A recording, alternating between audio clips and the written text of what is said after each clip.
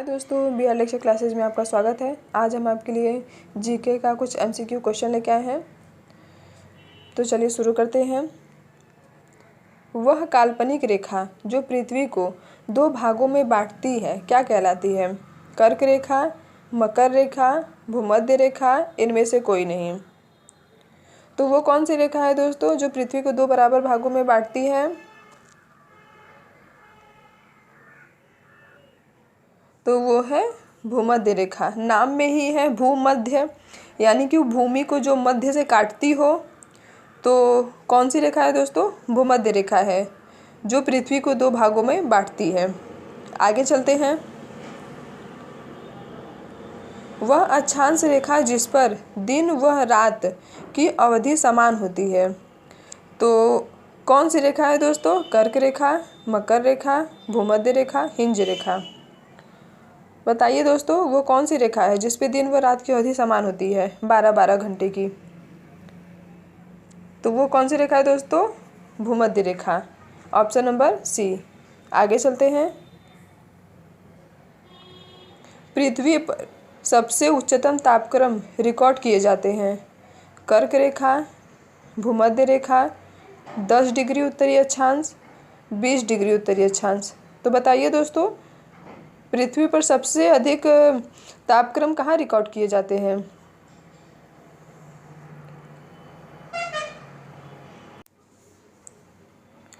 तो पृथ्वी पे सबसे अधिक अगर देखा जाए तो तापक्रम रिकॉर्ड किए जाते हैं भूमध्य रेखा पर। आगे चलते हैं दोस्तों। कर्क रेखा स्थित है 23.5 डिग्री उत्तरी अक्षांश पर, 23.5 डिग्री दक्षिणी अक्षांश पर, 10 डिग्री उत्तरी अक्षांश, 20 डिग्री उत्तरी अक्षांश। तो बताइए दोस्तों, कर्क रेखा कहाँ पे स्थित है? कर्क रेखा बताइए। तो कहाँ स्थित है दोस्तों कर्क रेखा? कर्क रेखा जो है ये 23.5 डिग्री उत्तरी अक्षांश पे है, जबकि 23.5 डिग्री दक्षिणी अक्षांश पे क्या है? यहाँ पे मकर रेखा है। भूमध्य रेखा स्थित है 23.5 डिग्री उत्तरी अक्षांश पर, 23.5 डिग्री दक्षिणी अक्षांश पर, 0 डिग्री उत्तरी अक्षांश पर, 0 डिग्री अक्षांश पर। कहाँ पे स्थित है दोस्तों? कहाँ पे स्थित है दोस्तों? तो ये स्थित है 0 डिग्री अक्षांश पे। आगे चलते हैं। उत्तरी गोलार्ध में सबसे बड़ा दिन होता है 21 जून, 21 मार्च, 22 जून, 23 जून। तो बताइए दोस्तों, उत्तरी गोलार्ध में सबसे बड़ा दिन कब होता है?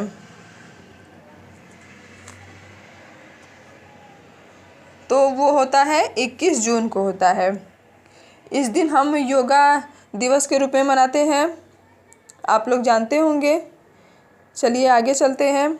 और एक क्वेश्चन और यहाँ से बनेगा कि मतलब किस तारीख को जो है और सब दिन और रात जो है ये बराबर होते हैं 12-12 घंटे के। तो कब होते हैं दोस्तों? तो दिन और रात जो है ये दोनों बराबर होते हैं 21 मार्च को। 21 मार्च को दिन और रात जो है ये 12-12 घंटे के होते हैं। आगे चलते हैं दोस्तों। विश्व में सबसे अधिक जैव विविधता कहाँ पाई जाती है? मकर रेखा पर, कर्क रेखा पर, आर्कटिक रेखा, भूमध्य रेखा। कहाँ पे पाई जाती है दोस्तों? कहाँ पे पाई जाती है दोस्तों सबसे अधिक जैव विविधता? तो ये पाई जाती है भूमध्य रेखा पे। आगे चलते हैं दोस्तों। उत्तर प्रदेश में मकर संक्रांति को किस रूप में मनाया जाता है? तो उत्तर प्रदेश में मकर संक्रांति को दोस्तों किस रूप में मनाया जाता है बताइए? तो दोस्तों ये मनाया जाता है खिचड़ी के रूप में मनाया जाता है। दोस्तों मकर संक्रांति जो है ये भारत में कहा जाए तो ये पूरे भारत में मनाया जाता है और ये अलग अलग जगह पे अलग अलग नामों से मनाया जाता है। जैसे कि तमिलनाडु में मनाया जाता है पोंगल के रूप में, गुजरात में उत्तरायण के रूप में, और आंध्र प्रदेश, केरल और कर्नाटक में संक्रांति के रूप में मनाया जाता है। आगे चलते हैं। रजिया सुल्तान किसकी बेटी थी?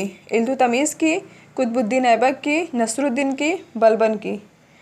तो बताइए दोस्तों, रजिया सुल्तान किसकी बेटी थी?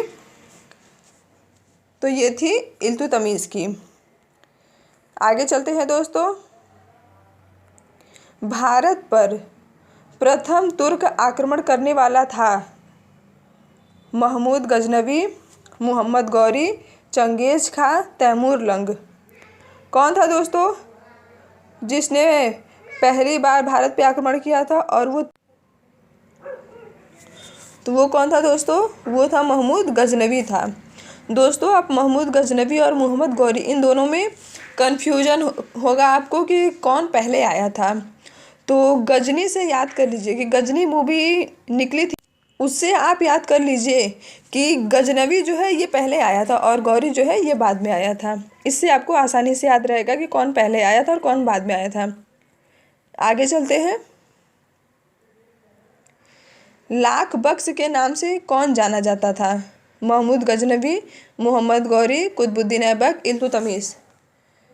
तो बताइए दोस्तों, लाख बख्श के नाम से कौन जाना जाता था? तो लाख बख्श के नाम से जाना जाता है कुतुबुद्दीन ऐबक। ये जो है हमेशा लाखों का दान करता था, इसलिए इसे लाख बख्श के नाम से जाना जाता था। आगे चलते हैं। भारत में गुलाम वंश का संस्थापक कौन था? बलबन, रजिया सुल्तान, कुतुबुद्दीन ऐबक, इल्तुतमिश। बताइए दोस्तों, गुलाम वंश की स्थापना किसने की थी? उसका संस्थापक कौन था?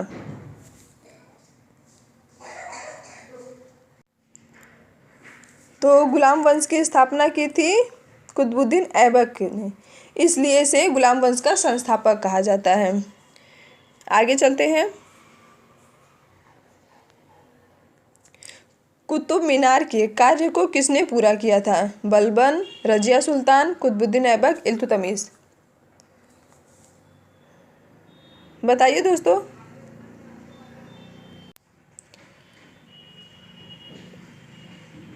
तो ये किसने किया था दोस्तों? तो ये किया था इल्तुतमिश ने किया था।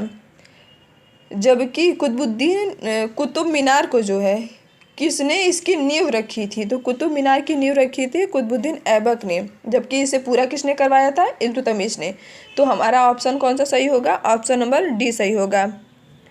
आगे चलते हैं। महमूद गजनवी ने भारत पर कितनी बार आक्रमण किया था? 12 बार, 15 बार, 17 बार, 18 बार। तो कितनी बार किया था दोस्तों? तो महमूद गजनवी ने भारत पर कुल 17 बार आक्रमण किए थे। 17वां बार इसने सोमनाथ मंदिर पर आक्रमण किया था। आगे चलते हैं। 2.5 दिन का झोपड़ा किसने बनवाया था? कुतुबुद्दीन ऐबक, इल्तुतमिश, बलबन, मोहम्मद गौरी। किसने बनवाया था दोस्तों 2.5 दिन का झोपड़ा? तो ये बनवाया था कुतुबुद्दीन ऐबक ने। 2.5 दिन का झोपड़ा क्या है? यह जो है एक मस्जिद है। आगे चलते हैं। 2.5 दिन का झोपड़ा कहाँ स्थित है? राजस्थान, अजमेर, जयपुर, उत्तर प्रदेश। तो ये कहाँ पे स्थित है दोस्तों? 2.5 दिन का झोपड़ा जो है ये अजमेर में स्थित है। अजमेर कहाँ पर है? तो ये राजस्थान में स्थित है। दोस्तों, अगर ऑप्शन में अजमेर नहीं होगा तो राजस्थान। आगे चलते हैं दोस्तों।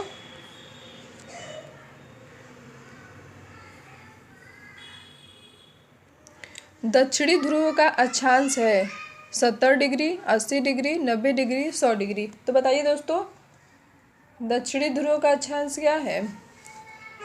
तो दक्षिणी ध्रुव जो है ये 90 डिग्री पे है और उत्तरी ध्रुव क्या है? वो भी 90 डिग्री पे है। आगे चलते हैं।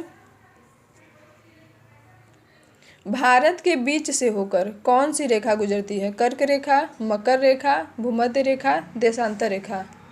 तो बताइए दोस्तों, भारत के बीच से होकर कौन सी रेखा गुजरती है? तो भारत के बीच से होकर दोस्तों कर्क रेखा गुजरती है। आगे चलते हैं। कर्क रेखा भारत के कितने राज्यों से होकर गुजरती है? 7, 8, 9, 10। तो कितने राज्यों से गुजरती है दोस्तों?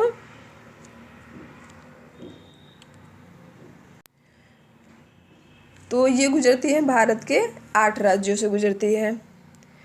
आगे चलते हैं और ये हमारा आखिरी क्वेश्चन है। कुतुबुद्दीन ऐबक किसका गुलाम था?